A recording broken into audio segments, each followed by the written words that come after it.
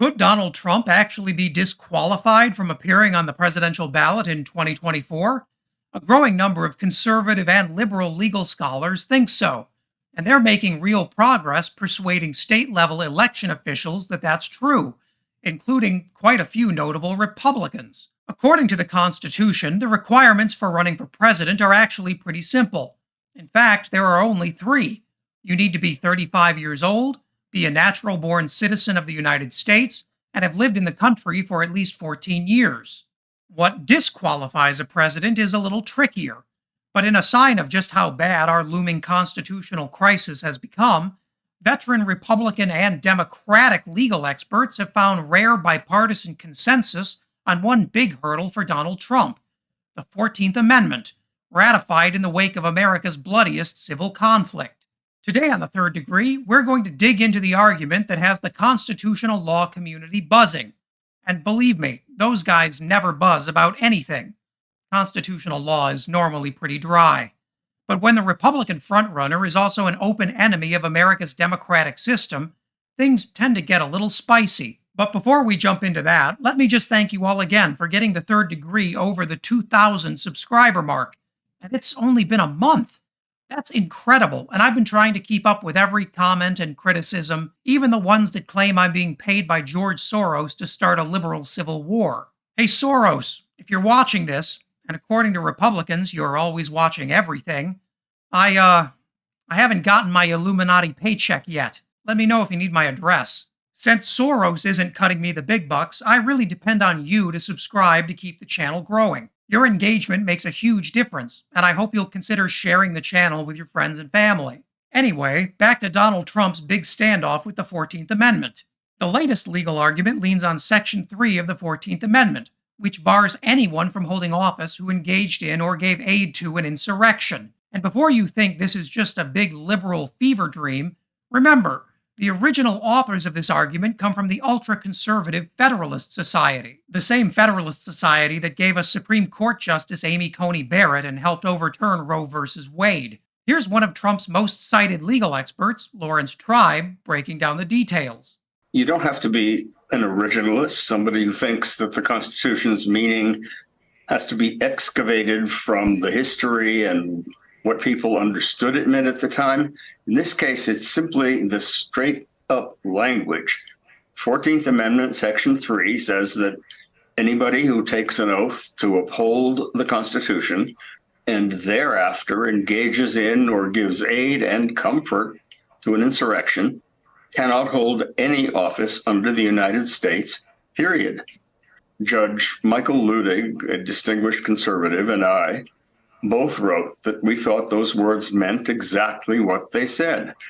Now, this is important because retired federal judge J. Michael Ludig is among conservatives' most distinguished and respected jurists. He has an unblemished record of conservative legal thought, one that has almost always gone against Democrats. But now Ludig and Tribe see in Trump a clear-cut case of violating the 14th Amendment. So let's break down exactly what that means. Basically, Tribe is saying that if states want to invoke Section 3 of the 14th Amendment, they actually need to do it with a legal action. Nothing in the amendment automatically disqualifies Trump from office. And in one of the wildest turnarounds in American history, former Bush administration Attorney General Alberto Gonzalez is leading the way, claiming that this is the clearest violation of the 14th Amendment in our lifetimes. Yeah, the guys who arrested people without trial said that. Here's Judge Ludig making the case as only he can.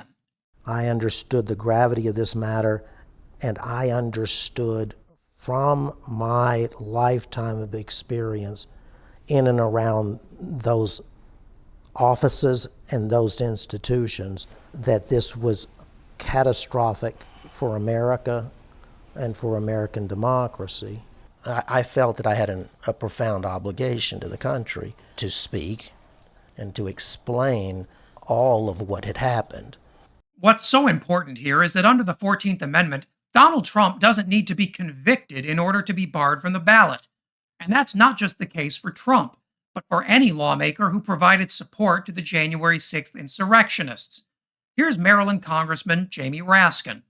Well, absolutely, and we've been saying all along that Section 3 of the 14th Amendment presents a clear and unequivocal statement that anyone who has sworn an oath of office, and by the way, not just a president, but members of Congress and others who hold federal office, who engage in insurrection or rebellion, having sworn an oath to uphold the Constitution against enemies, foreign and domestic, can never serve again in federal or state office. And this was added after the Civil War as a general constitutional principle, and we have to abide by it. Donald Trump was impeached by the House of Representatives for inciting an insurrection against the Union, and then 57 of 100 senators determined as a constitutional fact that Donald Trump had incited an insurrection. And Democrats didn't just make that up. The idea that someone doesn't need to be convicted of insurrection to be barred from office for supporting an insurrection is key here. And that doesn't come from a conservative legal scholar or a liberal guy like Jamie Raskin. That comes from the Constitution itself and from the Nonpartisan Congressional Research Service, which is a government agency tasked with providing sound legal guidance to members of Congress in order to help with more effective lawmaking. And they are clear in saying that the Constitution, quote, does not expressly require a criminal conviction, and historically, one was not necessary.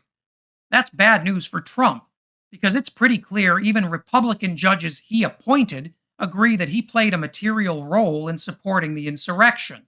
So that's all well and good, but you might think that banning Trump from the ballot is easier said than done, especially since so many state secretaries of state are Republicans, and those are the folks who get to decide how our elections are administered. But that's the funny thing. Republicans from across the country have started coming out of the woodwork to endorse the Federalist Society's argument, and they agree that Trump's actions in support of the insurrection actually could disqualify him under the 14th Amendment. In New Hampshire, Republican Secretary of State David Scanlon says he finds the argument against Trump compelling. So compelling, in fact, that he's authorized his team to seek an official opinion from the New Hampshire Attorney General, also a Republican. And in, of all places, Florida, an attorney from Trump's own Palm Beach County has filed a challenge to disqualify Trump using the 14th Amendment as their foundation. The 14th Amendment doesn't speak about people convicted of offenses. It is self-executing in that a person, in this instance, the former president and others, who engaged in insurrection or gave aid and comfort, they are simply disqualified. They are simply not eligible to hold office. And so the only question is whether or not the secretaries of state and the other state officials whose responsibility is to uphold the Constitution and apply it in the same way that they would apply an age restriction or a residency requirement for, or an inhabitancy requirement, whether or not they're going to do that here. But that's not all. Secretaries of state in Nevada, California, Oregon, Colorado, and Georgia are also looking into whether Trump's actions constitute aid and support of an insurrection. And if Trump is banned from the ballot in any one of those states, it's lights out for the GOP in 2024. And all of this actually has a precedent basis in the law. As lawyer and Constitution expert Dean Obeidallah makes clear, the 14th Amendment has been causing Trump a headache since last year, when a New Mexico court determined that what happened on January 6th was legally an insurrection. But to me, the key is a New Mexico case. Last year, Ontario County, Couy Griffin, head of Cowboys for Trump, the court had a trial. They heard testimony. What was an insurrection under the 14th Amendment by the terms of the people who drafted it? Right. And the first determination, yes, this was an insurrection. The idea that assemblage of people who are trying to prevent the execution of a federal law through violence or intimidation. So they had that. Second, did Griffin engage in it? And they said yes, and they looked at his conduct. He brought people to the Capitol on January 6th. He didn't engage in any violence whatsoever. He cheered them on during the attack. Yes, he was charged with a misdemeanor for violating law, but it's very clear, as Judge Lutic said, and as the 14th Amendment has been interpreted, right. You don't need a conviction. You don't need to be charged with insurrection. Couy Griffin was an elected county commissioner in New Mexico, and as Obeidallah points out, Griffin was found to have supported the January 6th insurrection, even though he wasn't personally charged with insurrection. As a result, Griffin was stripped of his position and barred from holding office in the future. So if you look at that New Mexico case, which the Supreme Court of New Mexico has essentially affirmed, that's the law of New Mexico right now, saying an insurrection is what we saw on January 6th, right, as contemplated by the 14th Amendment. It is time for Secretary of States, even Republican ones, to bring it to a head now. Not wait later. Let's bring it to a head now. It's got to go through the courts. There's going to have to be hearings. Right, trials, because the Secretary of State who does that right. is immediately going to have a lawsuit filed against them, right? Of course there should be. No matter what happens, any effort to bar Trump from the ballot is certain to make its way to the Supreme Court, which has never actually heard a case related to the 14th Amendment's Disqualification Clause. But for that to happen, state secretaries of state first need to act. Donald Trump's actions leading up to and on January 6th have set up yet another constitutional crisis for our republic. But this time, even Republican election officials seem to have had enough. Likewise for former Arkansas Governor Asa Hutchinson and former New Jersey Governor Chris Christie, who have both expressed their support for exploring whether the 14th Amendment does ban Trump from seeking office. Hutchinson even caught a round of boos at the first Republican primary debate in Milwaukee after saying he felt the 14th Amendment already banned Trump from serving. I'd play you the video of that, but Fox News threatened to sue me if I used even 1 second of video footage from their debate. The men who passed the 14th Amendment had seen up close the horrors of civil strife tipping over into bloody civil war. The same kind of civil war many MAGA loyalists are promising if Donald Trump is held accountable for his crimes. They passed the 14th Amendment with an eye to the future, and to stopping men like Trump from again plunging our nation into violence. It's increasingly undeniable that Donald Trump was the centerpiece around which the entire insurrection pivoted. By the laws of our country, he should be barred from seeking future public office. It's up to election officials in the states to ensure that Trump's brand of authoritarianism doesn't find a place on the ballot next year.